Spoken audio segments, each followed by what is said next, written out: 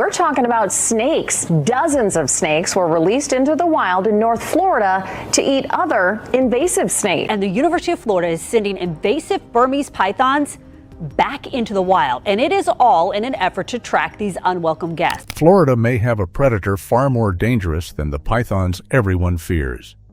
A Nile crocodile was reportedly found living in South Florida, raising an unsettling question.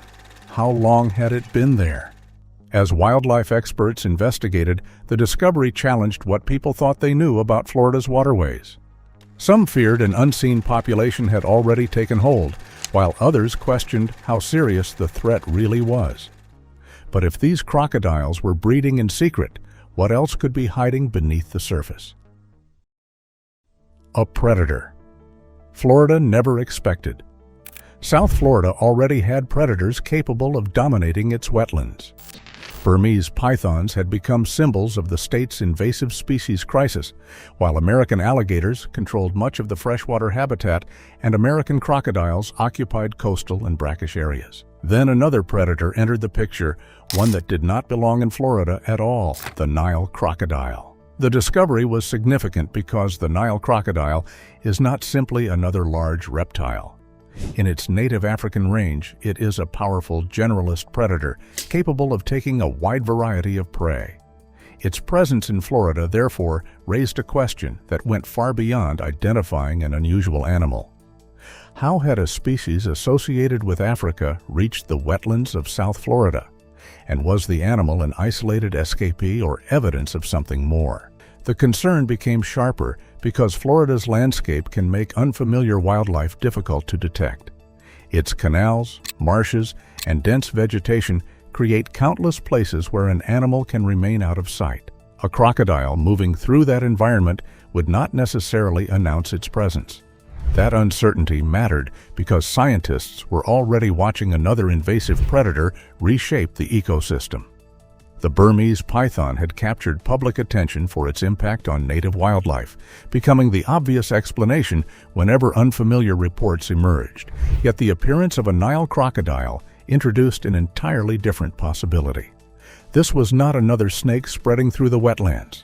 It was a large African crocodilian occupying a landscape already crowded with native and non-native predators. Still, the evidence did not establish that Florida had a hidden population hunting people. The important fact was simpler and more unsettling. Nile crocodiles had reached South Florida, and researchers had to determine what that meant. One animal could have resulted from an escape or release. Multiple animals would suggest a more complicated story. That distinction created real tension.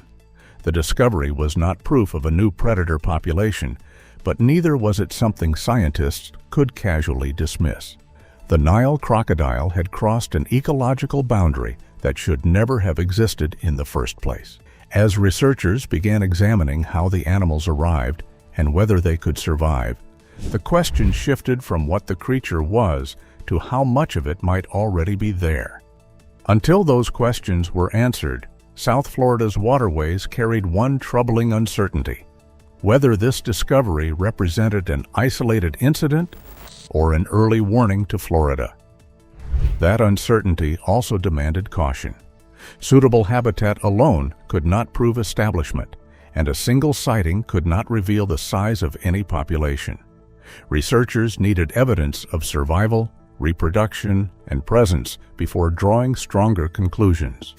Until then, every empty stretch of water remained difficult to interpret. Reassuringly empty, or simply hiding what nobody had detected? So what was actually moving beneath Florida's waters? Could the creature everyone dismissed as another alligator have been something far more dangerous? And when scientists finally examined the evidence, what did they discover hiding in plain sight? And why had nobody really recognized it until then? Stay glued.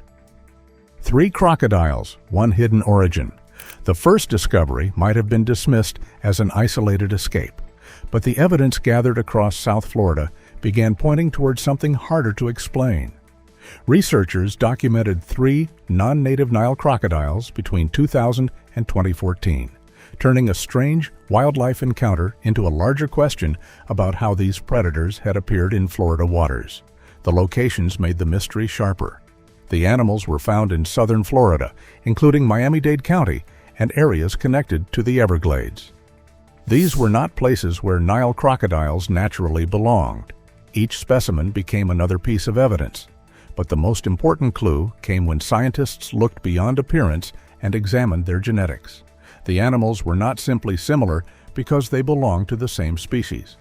Genetic testing showed that 2, and possibly all 3, shared the same haplotype. That finding mattered because a shared genetic signature can point toward a common origin. Instead of 3 completely unrelated crocodiles somehow reaching Florida independently, the evidence raised the possibility that they could be connected to the same introduction event or source. One animal provided another remarkable clue. After being captured, it was marked and released, allowing researchers to follow what happened after it returned to the Florida environment.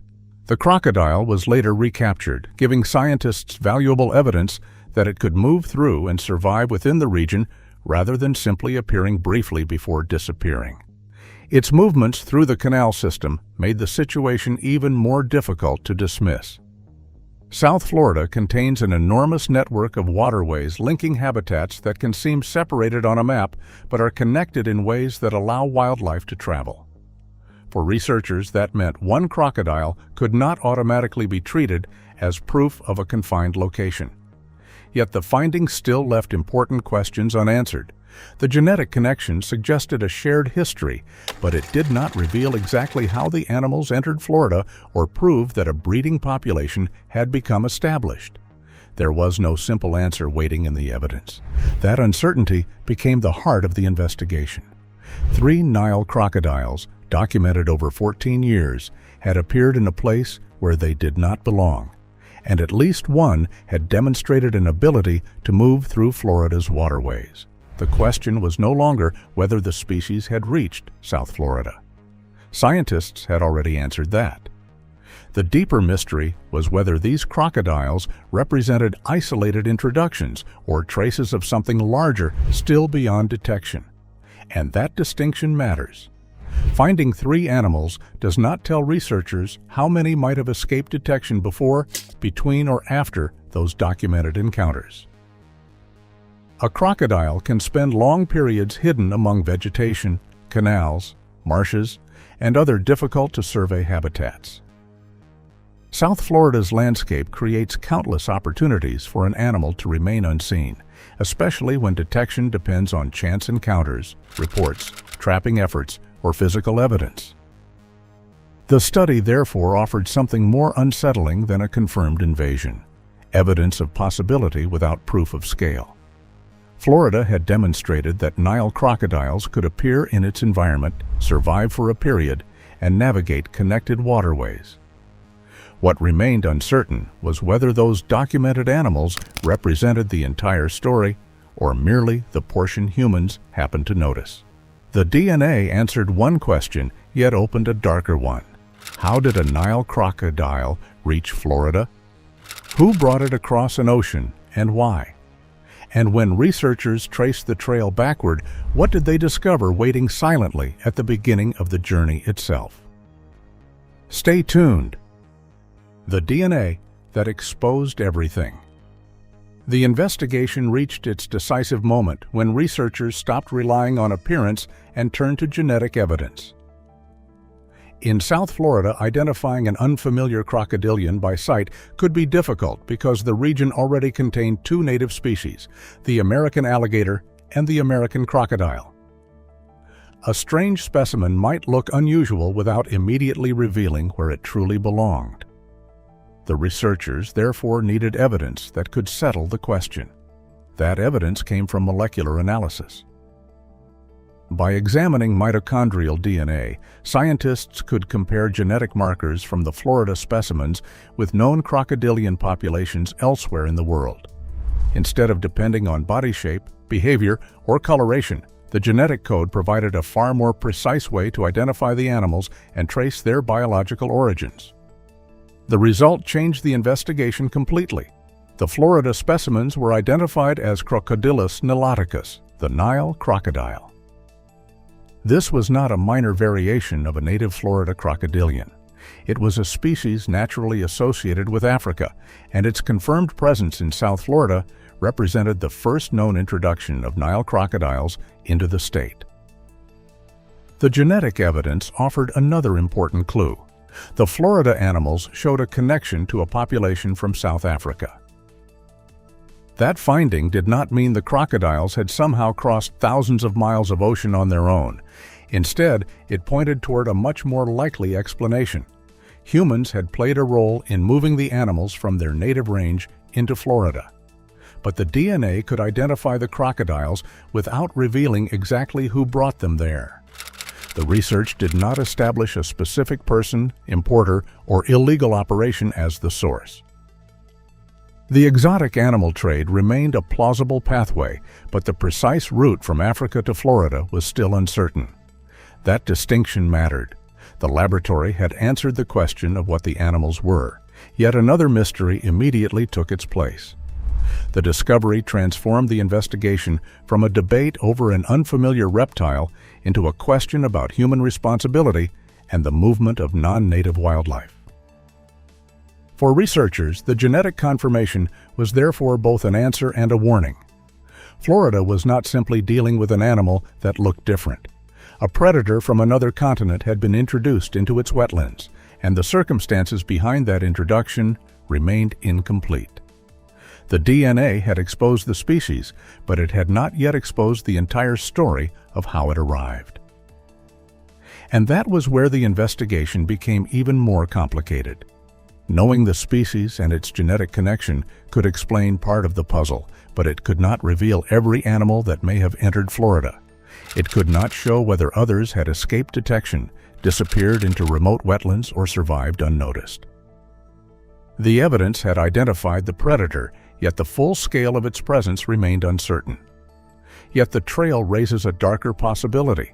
Who brought these predators here, and why? Was their arrival a careless accident or something more deliberate? And as investigators followed the evidence deeper, what unexpected discovery waited ahead, one capable of completely changing everything we thought we knew? Keep watching. Florida offered an unexpected refuge. The question surrounding the Nile crocodiles had changed. Researchers were no longer trying only to determine how the animals reached South Florida. They now faced a more unsettling possibility. Could a predator from Africa actually survive in Florida's environment? South Florida offered conditions that made the question difficult to dismiss. Its warm, subtropical climate and extensive network of wetlands and waterways created an environment where non-native reptiles had already demonstrated an ability to persist. The crocodiles had entered an ecosystem that could provide water, shelter, and opportunities for feeding. One documented animal provided particularly important evidence. Researchers found that a Nile crocodile could remain alive for an extended period in Florida rather than quickly disappearing from an unfamiliar environment. The animal survived for roughly 3 to 4 years within a semi-wild area covering about 1,012 hectares. That period did not prove that a population had formed, but it demonstrated something researchers could not ignore. The species was capable of enduring Florida conditions. Another clue came from movement. Researchers documented one crocodile traveling through the state's connected waterways, covering approximately 29 kilometers by the most likely water route. A crocodile did not have to remain beside the location where it was first discovered. The waterways also presented a practical challenge. Dense vegetation, dark water, and sprawling wetland habitat can make wildlife difficult to locate, yet survival and establishment were not the same thing. The evidence showed that individual Nile crocodiles could live in Florida, but it did not prove that they had created a self-sustaining population. Scientists had evidence of persistence, movement, and adaptability, but not confirmation of a breeding colony. Still, the discovery had changed the risk calculation. Florida had demonstrated that an introduced Nile crocodile was not automatically doomed by its new surroundings. That raised a deeper concern. One crocodile surviving for years was one thing. Several animals occupying connected waterways would create a very different situation. Researchers had to determine whether the sightings were isolated incidents or fragments of a larger pattern. Florida's experience with other invasive reptiles showed why absence of evidence was not always evidence of absence.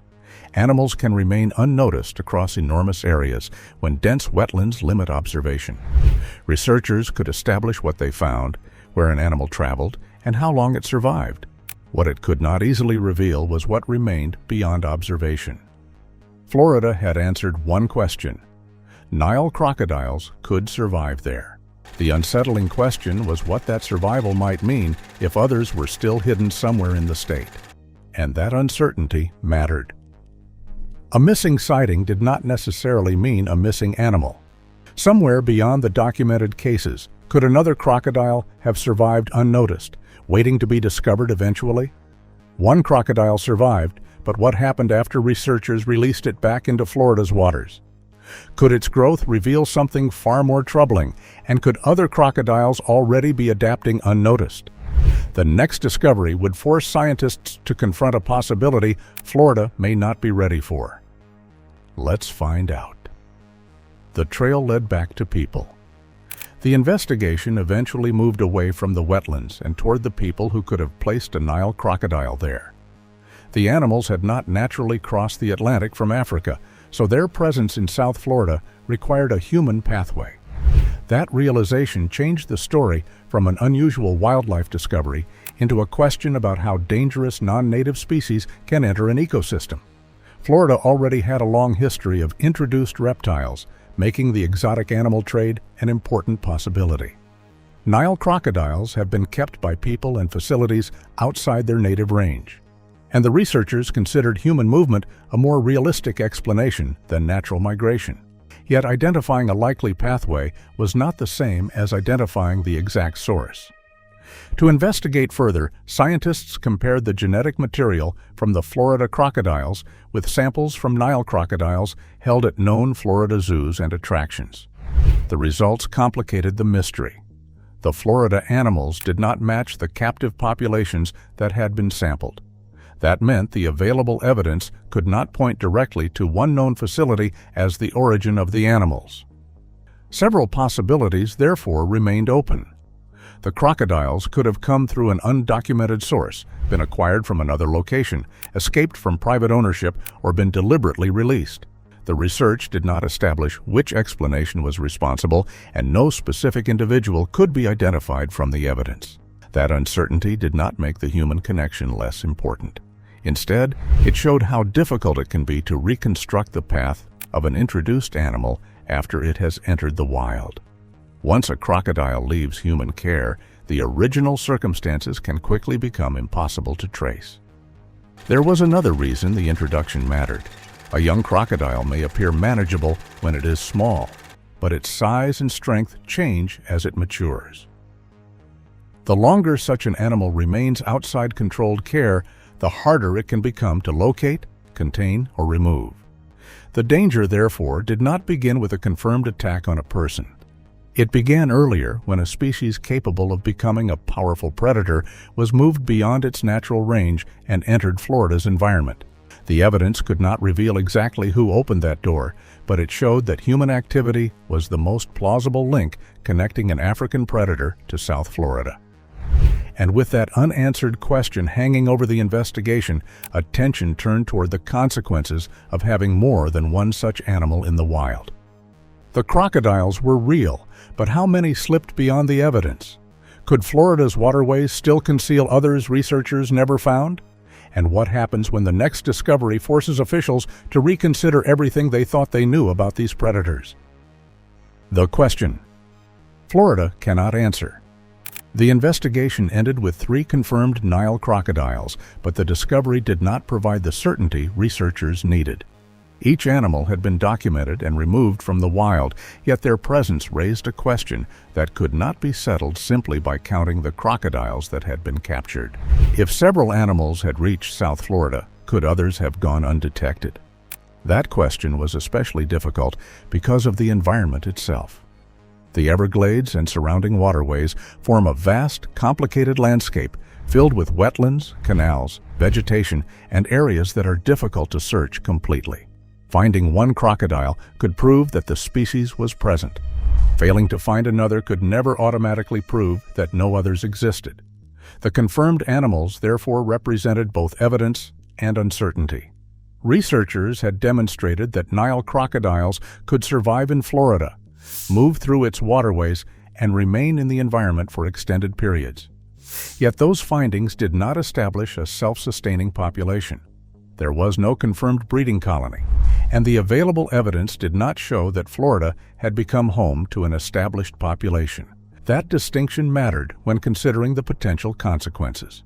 If Nile crocodiles ever became established, they could introduce a powerful non-native predator into an ecosystem already containing American alligators, American crocodiles, and other wildlife. Competition for food and habitat could create ecological pressure, while encounters with people could become a serious concern because of the species' reputation and behavior in its native range. But the documented Florida evidence stopped short of that scenario.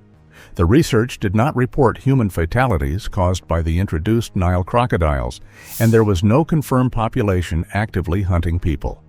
The danger remained a potential consequence of establishment, not a proven reality in Florida. The Burmese python comparison made the uncertainty even more striking. The python had become a familiar symbol of Florida's invasive species problem, while the Nile crocodile arrived as something researchers were not initially expecting to find. Its discovery showed how an unfamiliar predator could enter an ecosystem before the public understood what was happening. By the end of the investigation, researchers had accounted for the crocodiles they found. What remained unanswered was more difficult: whether every introduced animal had been detected. Florida had proof that Nile crocodiles could survive there, but not proof that all of them had been found. And that unresolved gap left the larger story open. So what do you think? Could Florida's hidden crocodile threat be more dangerous than the python invasion, or is the evidence being misunderstood? We'd love to hear your thoughts in the comments below. Don't forget to like, share, and subscribe for more updates.